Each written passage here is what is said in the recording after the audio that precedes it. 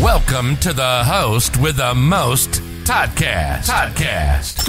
And now, direct from the Razzle Dazzle Studios, here's the tan, tattooed connoisseur of conversation, Todd Newton.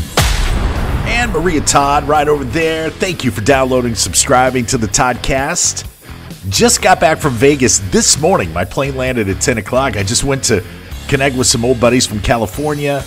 And Vegas was kind of the halfway point for us. So we went and played. And, we stayed at the Paris Casino Resort, which is right in the middle of the Strip. Have you stayed at Paris?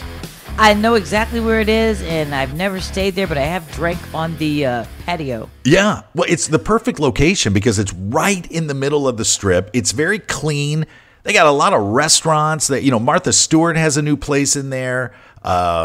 Gordon Ramsay's steak is in there. Bobby Flay's got a job. And Lisa Vanderpump, who I'm pretty infatuated with these days. I think she's cool, man. I like this Lisa Vanderpump. She's got a martini bar. I want to say it's called Vanderpump Paris. I know she's got one at Caesars as well. But I got the second best espresso martini of my life. My favorite is here in Scottsdale at a place called Mastro's. My friend Jamie, the bartender, makes it. Just great. But this one at Vanderpump's was outstanding. And our friend Kelsey got this martini that came with a macaroon, and it was served on this golden platter with a crown. And that thing had to have been, I don't know, $25. And I believe that. If it came with a crown... Yeah.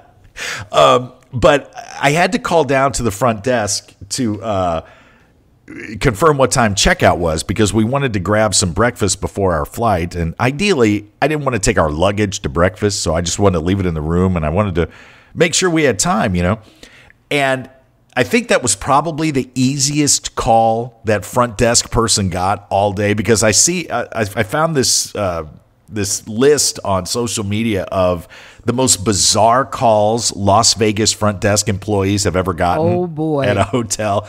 One person called the front desk of their hotel requesting an extra bed, a rollaway cot for their doll.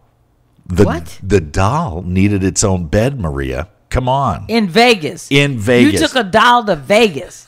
I don't understand why people bring their dogs to Vegas, let alone a doll. Another person called down to the front desk complaining that their room did not have an ocean view and they wanted to change their reservation. Nearest ocean is over 150 miles away. Las Vegas is not known for its beaches. It is not, is it? Another guy wanted to change his room to a ground floor room so he could leave his motorcycle in the hallway. Okay, see.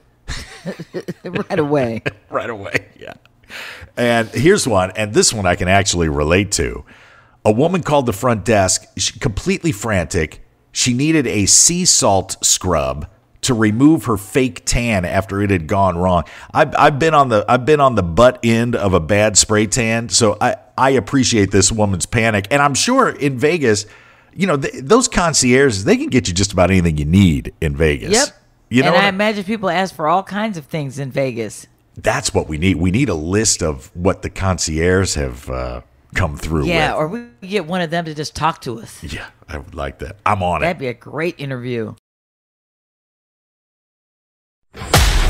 Let's get back to the talk that will keep you talking. This is the host with the most, Toddcast, with Todd Newton. The website is toddnewtononline.com. toddnewtononline.com. You can grab my books over there. You can subscribe to the Tattooed Traveler YouTube channel there. It's all there at toddnewtononline.com. Maria, we got a lot of great feedback on the story you told about your brother and his golf outing. There are a lot of golfers out there. There sure are. I gotta get into that. Doggone it. Hey, you know what drives me absolutely insane? And I've become a much more patient and tolerant person in the past year and a half or so. I think it was all the alone time during the lockdown and pandemic and everything. But there's still something that just gets my goat every time. mispronunciations that should not be mispronounced. And I'll give you the one. I got my buddy Stu Dog. We have been friends since the early 90s. I love can this. tell by the nickname. Yeah, I love this man. He makes me laugh. We knew each other before either of us had children, and we used to go to Hawaii together every year, and I have told him at least 3 times, I don't even bother anymore because what's the point? But it is not supposedly, it is supposedly. Supposedly, there's no B in the word supposedly. But Stu Dog says supposedly 100% of the time. Supposedly, golf is supposed to be. It's like, no. It sounds so wrong to me, at least, that I can't understand how someone would allow it to come out of their mouths. But that's me projecting, what I know to be correct. I mean, you look in the dictionary, it's there. Are there any mispronunciations that people do around you that stand out? I teach children's church, and a number of the kids, and I also tutor, they will say X. Oh, yeah. Instead of ask. I'm like, It's the S comes before the K. Yeah. You don't ask for anything, you ask people. What about when someone says, have you ever encountered someone who says, instead of saying specific, they say Pacific? Oh, yeah. Let me be Pacific. Oh, yes, please do be Pacific, because I'm definitely going to pay very close attention to anything you say after that. Right. Yes, please. That's the problem with mispronouncing stuff. You just sound uneducated, like you don't know what you're talking about. Yeah. Or what about when people say, when they say wreak havoc? I'm going to wreak havoc all it. No, it's wreak. WREAK, wreak. Just look it up. If there's ever a question, all you got to do is look it up on your phone.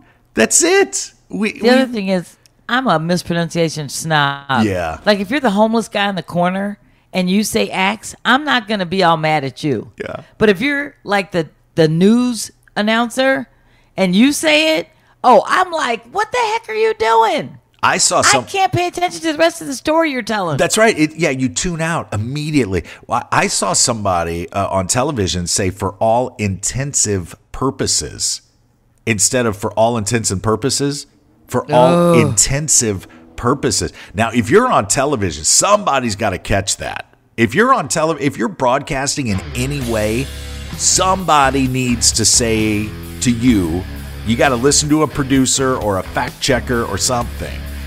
Anyway, we would love to hear about mispronunciations that drive you bonkers, friend. And send us an email over at toddnewtononline.com. And I can just tell Maria, these are going to come flooding in. Hold nothing back, friends. Nothing back. Thank you for keeping the art of conversation alive. For more Todd, visit toddnewtononline.com. And don't forget to rate and review the show today. The Host with the Most Toddcast is produced by the Host with the Most, LLC. All rights reserved.